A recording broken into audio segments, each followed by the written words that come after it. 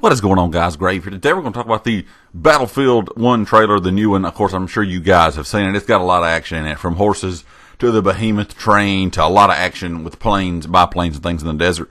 We'll talk about some things that kind of caught my eye with it, as you guys see it kind of running here in the background.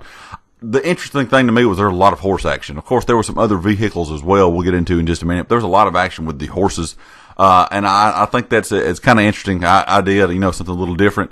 And the thing that interested me a lot was, just besides using weapons off horseback, there was a lot of the characters, throwing explosives at tanks and things like that. So I don't know if there's going to be a specific way that you have to run a certain class to do that, to be able to destroy tanks from horseback or whatnot, but I thought that was pretty neat.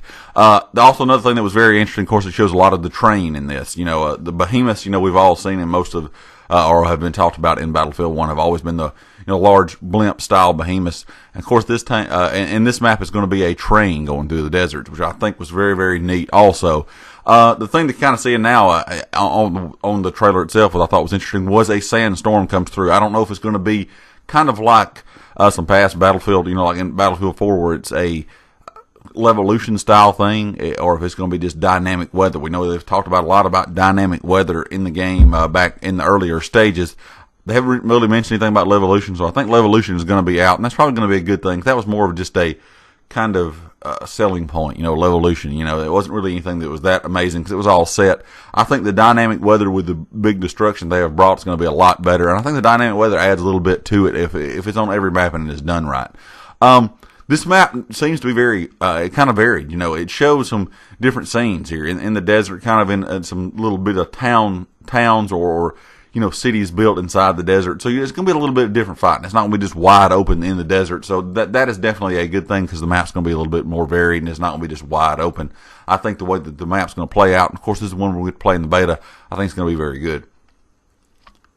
We see all kind of weapons in the beta, from single fire to full auto style weapons to pistols to snipers to even sword action, and of course flamethrowers. The flamethrower, of course, is one of the characters that you can become, and we're going to make a video about it also. But there's 3 different characters that you can get in the game. One's going to have a flamethrower, one's going to have kind of a huge sniper that's going to be like a tank kind of sniper, and there's some other characters that are going to do some things too that's going to be, even to like a sentry character, which we see in this. You see the sniper shoot the sentry character, and hits the face mask of him, and he kind of just looks up at him, So you're going to have all these different characters that you can become while playing, but we're going to talk about those in a separate video.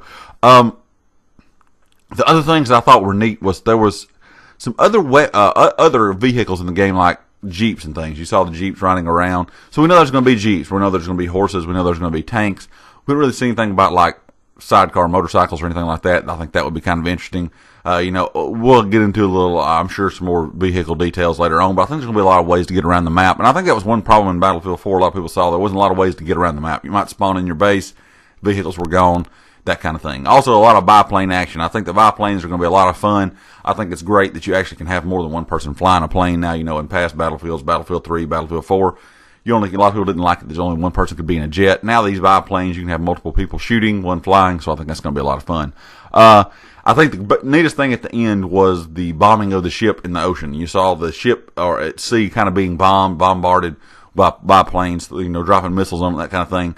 I think that is also a neat concept. I like the idea that they've kind of really gone with the whole aspect of World War I, World War II era. There's a lot of bombing runs and things with planes, and also boots on the ground. So I think they kind of captured the idea of how the World War I aspect was. Of course, it made it a lot more action-packed. It was a lot of trench fighting and things then, but I think the way they've done it now is very good in this trailer. I think it makes it look interesting, and I'm really excited to play this map during the open beta. Let me know what you guys think about it, because I thought this trailer was really good and kind of showcasing things. Like I said, guys, we'll have another video coming up about some of one of the 3 characters you can become while playing Battlefield 1, and kind of help your team turn the tide. Anyway, guys, let me know what you thought about the trailer, and of course, if you like the video, hit the like. If you have not subscribed yet, please do so, and I'll catch you guys next time.